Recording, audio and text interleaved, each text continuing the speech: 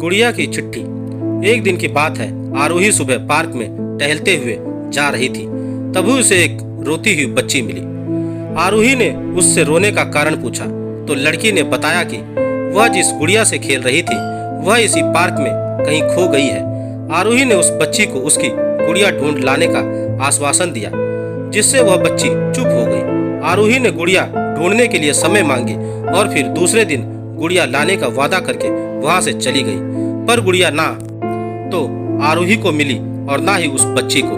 आरोही ने गुड़िया की तरफ से एक काल्पनिक पत्र उस बच्ची को लिखी और जब वह बच्ची पार्क में गुड़िया पाने की आशा में आई तो आरोही ने वह पत्र उस बच्ची को पढ़कर सुनाया। पत्र इस प्रकार था, कृपया रोना मत, मैं समय समय पर उस गुड़िया के बारे में तुम्हें लिखती रहूंगी, बस तुम रोना मत। अब आरोही रोज उस खोई हुई गुड़िया की तरफ से काल्पनिक पत्र लिखने लगी और लगभग रोज ही उस बच्ची को पढ़कर सुनाती, जो यात्रा का काल्पनिक वर्णन हुआ करता था। आरोही ने इस काल्पनिक लेकिन रोचक वर्णन से उस बच्ची को रोने नहीं दिया। वह खुशी खुशी अपनी गुड़िया की घुमक्कड़ी किस्से सुनने लगी। अब वह खुश रहने लगी। एक दिन जब काफी कहानियां हो गई तो आरोही ने एक दूसरे गुड़िया उस बच्ची को ला कर दी। जाहिर है वह गुड़िया बदली हुई थी। उस बच्ची को अपनी खोई हुई पुरानी गुड़िया जैसे नई लगी तो वह आरोही की ओर देखने लगी। आरोही अनजान बनी हुई गुड़िया में चिपकी हुई एक चिट को निकाल कर पढ़ने लगी। उसमें लिखा हुआ था, यह मैं ही हूँ, तुम्हारी वाली गुड़िया जो पार्क में खो गई थी। दुनिया भर की लंबी यात्रा की वजह से मैं थोड़ी बदल गई हूँ। बच्ची को इस गुड़िया और आरोही पर विश्वास हो गया। वह गुड़िया लेकर घर चली गई।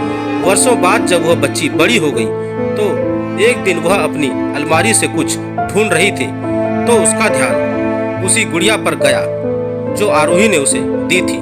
बचपन की बातें याद करके वह हंसने लगी। उसे सब समझ आ चुका था कि आरोही ने कैसे उसका मन रखा। उसे उस गुड़िया पर फिर प्यार आने लगा।